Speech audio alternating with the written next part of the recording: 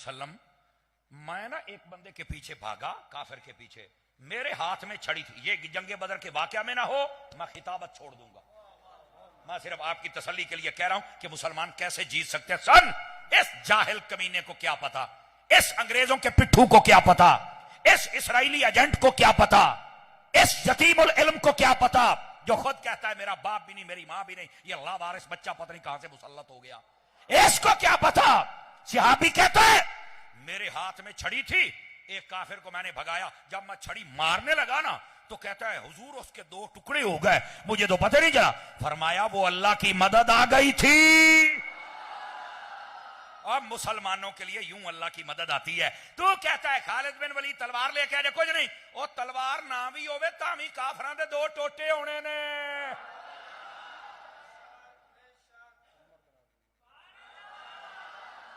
और ऐसे यतीमुल इल्म मिर्जे जैसे होते हैं जो लोगों को जिहाद से दूर करते हैं। मेरे नबी ने फरमाया कबीरा गुनाह है अल्लाह के साथ किसी को शरीक ठहराना, कबीरा गुनाह है कत्ल करना, कबीरा गुनाह है किसी पाक दामन मर्द और औरत पर जिना की तोहमत लगाना, कबीरा गुनाह है झूठी गवाही देना, कबीरा गुनाह है रिश्वत सूद। ये सारे जितने बड़े गुनाह है ये सारे गिनवाए, और आखिर में फरमाया कबीरा गुनाह है कि बंदा जंग और जिहाद से भागे। जिहाद से भगा ना कौम को, इस कौम को तैयार कर, इस कौम को तैयार। और ये कहता हम तो कारी कुछ नहीं सकते। मैंने तो ये कहा था कि वो असला और है, वो असला और। पता क्या कहता है, पाकिस्तानी फौज भी मुकाबला नहीं कर सकती। अब मैं पाकिस्तानी फौज से कहूंगा अब तो इसको पकड़ के लगाम डालो, ये तो पाकिस्तान की सालमियत के लिए भी खतरे का एक निशान बना हुआ है। ये कौन है जो पाकिस्तानी फौज को ललकार रहा है? ये कौन है जो कहता है पाकिस्तानी फौज कुछ नहीं कर सकती? तुझे पता ही नहीं फौज क्या कर सकती है। समझ आ रही है मेरी बात की? भाईजान ये फौजी है जो बॉर्डरों पे खड़ी है और आज हम यहां महफूज बैठे हुए हैं। आप जानते हैं शहर कराची में एक वक्त था कि बाहर निकलना मुश्किल हो गया था, फिर फौजी आई थी, रेंजर ही आई थी, ये पुलिस ही आई थी। तो इसका मतलब है कि ये लोग हैं तो अमन है। अल्लाह करे ये सारे के सारे हुजूर के सच्चे गुलाम भी हों। कमियां कुताइयां हर मौलवियों के शोबे में भी कमी कुताई है, फौज के शोबे में भी है, सियासतदानों के शोबे में भी है, पुलिस के शोबे में भी है। कमी कुताई तो होती है, लेकिन ये कहना कि ये कारी कुछ नहीं सकते, तेरी भूल है। तुम भी कहते थे मौलवी कारी कुछ नहीं सकते, तो फिर मौलवियों ने करके तो दसिया है ना। समझ आ रही है? इसी तरह हमारी फौज और हमारी फौज के जितने टैंक हैं, जितने मिसाइल हैं, जितने एटम बम हैं, वो ये सलाहियत रखते हैं कि ये दुश्मन को नाको चने चबवाएं और इस्लाम का झंडा फख्र से बुलंद कर दें। ये सलाहियत रखते हैं। गिरामी कदर हज़रात, इस वास्ते ऐसे लोग होते हैं जो तुम्हें जिहाद से दूर करते हैं। लेकिन याद रखना कभी जिहाद से पीछे ना हटना। मेरे हुजूर ने फरमाया क़यामत तक के लिए जिहाद मनसूख नहीं होगा। मनसूख नहीं है जिहाद। हाँ, ये एक अलग कानून होता है कि जब इस्लामी हुकूमत बन जाए, उसका कोई सरबराह हो जाए, फौज आ जाए, बॉर्डर बन जाए, तो फिर ऐसे ही बॉर्डर क्रॉस करके नहीं लड़ना चाहिए, क्योंकि फिर वो अमन बर्बाद होता है। हाँ, जब काफिर हमारे मुल्क पे हमला करेगा फिर हमारी फौज लड़ेगी, और अगर फौज कह दे कि अब हमसे काम भारी हो रहा है, फिर हम जाएंगे और बताएंगे मुस्तफा के दीवाने कैसे जिहाद करते हैं। अब बात समझ आई है? और फलस्तीन वाले मसले में भी मैं ये कहूंगा आलम इस्लाम की दुनिया से, मुझे बहुत अच्छा लगा कल सऊदी अरब के अंदर इजलास हुआ है और उसने पूरे मुल्कों को तलब किया है। बहुत अच्छा, मोहम्मद बिन सलमान अच्छा काम किया है, जितने सरबराह गए वो अच्छा काम किया है, लेकिन सिर्फ इजलास करके नहीं उठना।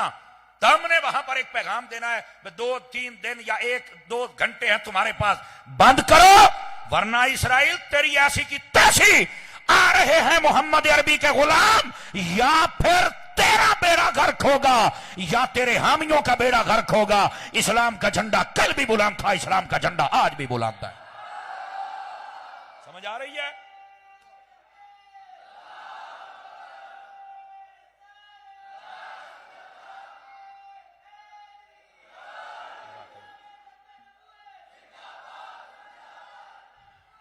और यहां पर सुनिएगा जो मैं बात कह रहा हूं, ये इस्लामी हुक्मरानों ने काम किया, अच्छा काम किया है, लेकिन सिर्फ अब यही बयानबाजी ना हो हम फलस्तीन के साथ खड़े हैं। भाई 22 दिन हो गए, अभी खड़े हैं, थक जाओगे, बैठ जाओ, इतनी देर ना खड़े हो, आप तो काम और करने वाला है ना। और तीसरा पैगाम मेरा यह है कि हर इस्लामी मुल्क के सरबराह को ऐलान करना चाहिए कि हम वहां पर ये सीज फायर चाहते हैं, जंग बंदी चाहते हैं। अगर किसी ने ना की तो हम तुम्हारा बेड़ा गर्क करेंगे। अगर कोई ये समझता है कि शायद फिर हमारे मुल्क का क्या बनेगा, तो ये भी पैगाम सुन लीजिए। मुल्क के लिए, बॉर्डरों के लिए फौज खड़ी हो जाए, सिर्फ दरवाजा खोल दो कि ये रास्ता जाता है फलस्तीन की तरफ, मोहम्मद अरबी के गुलाम जाएंगे और या रसूल अल्लाह कहने वाले जाएंगे। समझ आ रही है आप हज़रात को?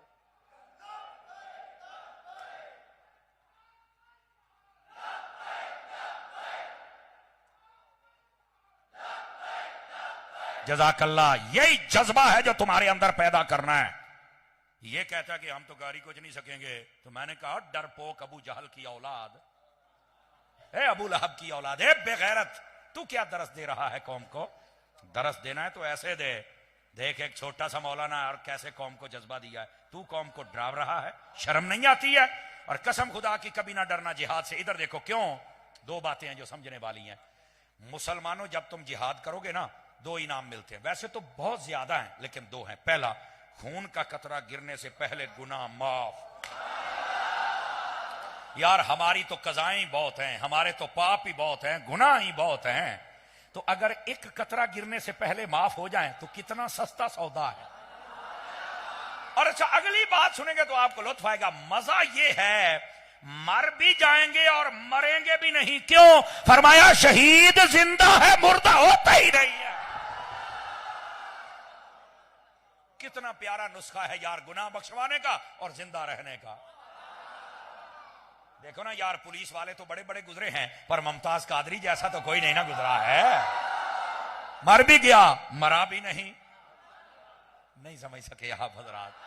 तो दोस्ताने गिरामी, ये जज्बा पैदा कर अपने अंदर कि जब भी ऐलान होगा, सबसे पहली सफ में मैं हूंगा।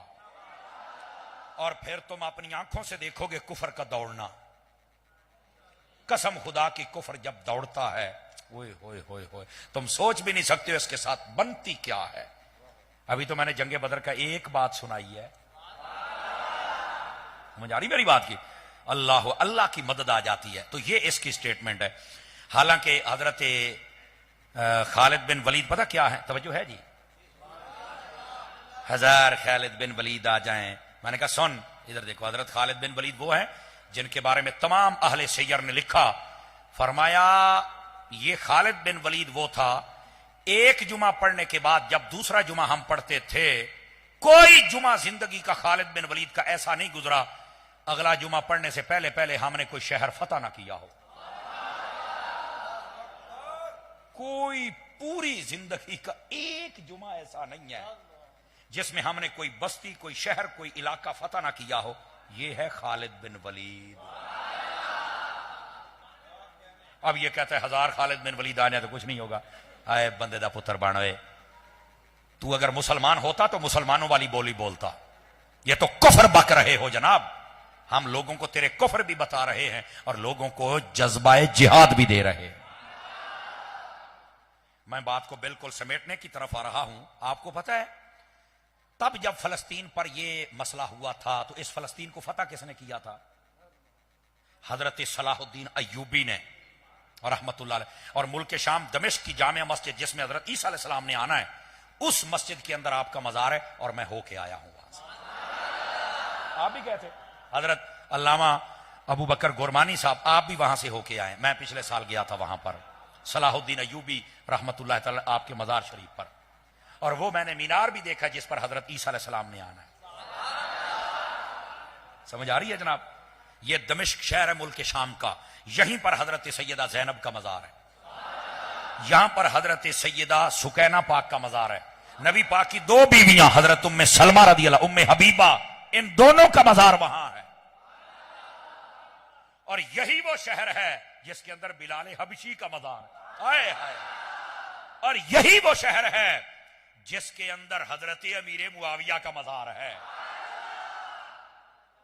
मैं इन सब के मजारों से होके आया हूं। बहुत सारी और हस्तियां भी हैं। और वो जो बाबू सगीर कब्रिस्तान है, उसके चौक के अंदर अल्लामा इब्ने असाकिर तशरीफ फरमाए। क्यों जी? अल्लामा इब्ने असाकिर बहुत बड़े आलिम गुजरे हैं, तारीख दमिश्क जिन्होंने लिखी है, हैं? हाँ। और यही वो शहर है जिसके अंदर हुजूर गौस पाक का अताई बेटा, रूहानी बेटा शेख मुहय्यिद्दीन इब्ने अरबी भी मौजूद है। समझ आ रही है? कसम खुदा की, जब वहां गए मुझे वही लुत्फ आया जो गौस पाक के मजार पे आता था। और यहीं इसी शहर के अंदर एक मकाम भी है पहाड़ के ऊपर, जिसको मकामे अरबाइन कहते। अच्छा, उस पर हम जा नहीं सके, लेकिन मैंने नीयत की जब जाऊंगा। अरबाइन 40 को कहते हैं। वहां बुजुर्ग कहते हैं हर रोज 40 वलियों की बैठक होती है वहां पर, याद रख लें। और ये हदीसों में भी है, फरमाया मुल्क के शाम कभी भी वहां पर जो वली है ना, उनके सदके में बारिश होती है, उनके सदके में दुआएं कबूल होती है, उनके सदके में बरकत होती है। और कभी भी इस शहर को कोई पूरे तरीके से बर्बाद नहीं कर सकेगा। छोटी मोटी लड़ाई तो होती रहती है, और वो वहां पर कई शहर मकान अभी भी हमने देखे, लेकिन शहर सलामत है। चूं मेरे नबी ने दुआ की थी, या अल्लाह शाम को बरकत देना। वहां के जो फल की बरकत, हुस्न देखो तो तुम भूल जाओगे अपना हुस्न। क्या तुमने हुस्न समझा हुआ है? क्यों हजरत जी? हुस्न उन लोगों के पास है। और अगर आप वहां फल देखें, इतना इतना बड़ा आम, मैंगो, इतना इतना बड़ा सेब, आप हैरान हो जाते। ये बंद गोभी होती है ना जिसका सलाद बनता है, यकीन करें इतना 10-10 किलो का एक एक पीस। आप वहां पर किन्नू माल्टा देखिए, आप अक्ल दंग रह जाए। मैं जब पहले वो मुझे एक बंदा ले गया दुकान के ऊपर, कहता है आपको जूस पिलाएंगे। तो मैं जब गया तो मैंने कहा यार ये क्या आर्टिफिशियल है? अबे आर्टिफिशियल नहीं, असली है। और मैंने कहा खोल इसकी खिड़की। खिड़की खोली तो मैंने देखा तो वो हैरान। वो फिर मेरी वीडियो बनाने लग गए, शेख को पता ही नहीं। मैंने कहा शेख पागल नहीं है, पता मुझे है, लेकिन देखा पहली मर्तबा है। पता मुझे है, लेकिन मैंने कहा आंखों से देखकर लुत्फ ही अजीब होता है। तो ऐसी बरकत है वहां पर, कसम खुदा की मैं आपको क्या बताऊं। लेकिन मुसलमान हुक्मरानों में से जब कोई गद्दारियां करता है ना, तो फिर मुल्क जाहिरी तौर पर बर्बाद होता है, लेकिन ईमानी तौर पर सबसे आगे रहता है। तो मैं जो बात कर रहा था, एक मकाम अरबाइन है वहां पर जहां अल्लाह के वली जमा होते हैं। अच्छा, दूसरा एक और मकाम भी, उसको मकाम असहाबे कहफ कहते हैं। यह मिस्र के अंदर भी मशहूर है और यहां भी मशहूर है। फकीर मकाम असहाबे कहफ पर भी गया था, और उनकी मस्जिद में असहाबे कहफ की जो मस्जिद थी, जो उस मकाम पर मशहूर है, वहां मगरिब की नमाज फकीर ने पढ़ाई थी, अल्हम्दुलिल्लाह।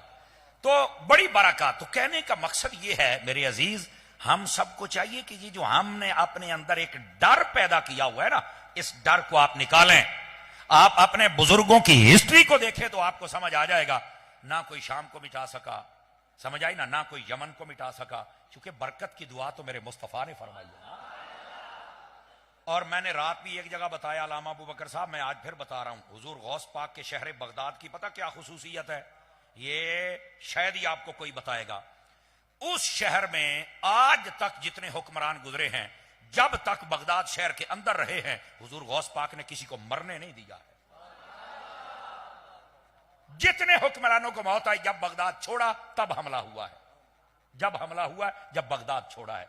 अच्छा, फिर अगली बात, पूरे इराक के अंदर अमेरिका ने एक अरसे तक वहां जंग की और इमारतें गिराई। बगदाद शहर की कोई बड़ी इमारत नहीं गिरा सके। ये मैंने अपनी आंखों से देखा है।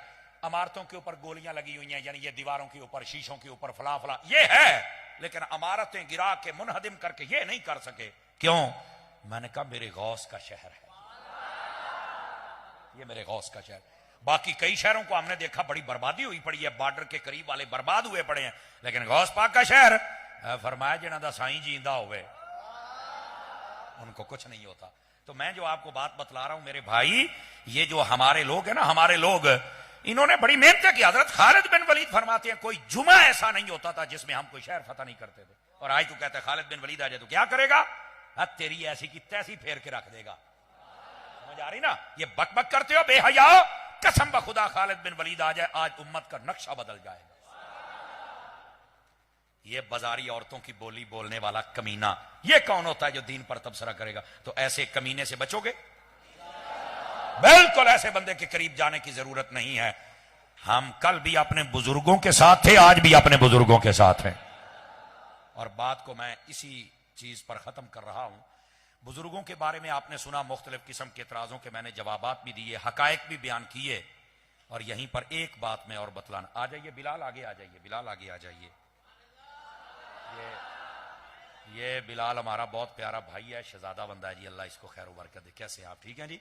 माशाअल्लाह, जीते रहिए जनाब, अल्लाह करीम खुश रखे। अभी हाजिरी पेश करेंगे ना जी? बिल्कुल ठीक हो गया। अच्छा भाई, अभी इज़ार सी बात है, मैंने हाजिरी पेश की है, मैंने आगे निकलना है, तो आप उठ के हमारे पीछे नहीं भागेंगे जी। मेरा भी चाहता है कि आपको सलाम कहूं, तो अनु जफियां पावा है, लेकिन चूंकि वक्त के दामन में गुंजाइश नहीं होती, और अभी सना खान भी हैं, महफिल का रंग जो खराब होता है तो फिर हमारे दिल को ना तकलीफ होती है। तो आज देखते हैं कौन पक्का रहेगा। और आप, मैंने बिल्कुल स्ट्रेट दरमियान में से निकलना है, सिर्फ आप थोड़ा सा रास्ता बना दें, उठना नहीं है किसी बंदे ने। आज लग जाता पक्का, पक्का सुन्नी केड़ा बैठा है, उठना नहीं है। मदनी चैनल देखते रहेंगे, बैठ जाएं, बैठ जाएं, अजीज अजीज बैठ जाएं, अजीज बैठ जाएं। ये मेरे साथ है, ये मेरे साथ चलेंगे, ये बाकी सिक्योरिटी वाले, बाकी आप आज देखना है केड़ा पक्का सुन्नी बैठा है। लो भी नौमान भाई, तेरा भी 100/100 नंबर है भाई, बहुत प्यारा साउंड चलाता है। और इसकी खुसूसियत मुझे अल्लामा अबू बकर ने बताई कि ये किसी शादी पे भी नहीं चलाता और किसी राफी और खारजी पर भी साउंड नहीं चलाता, चलाता है तो सुन्नियों की महफिल में चलाता है। बहुत अच्छे भाई।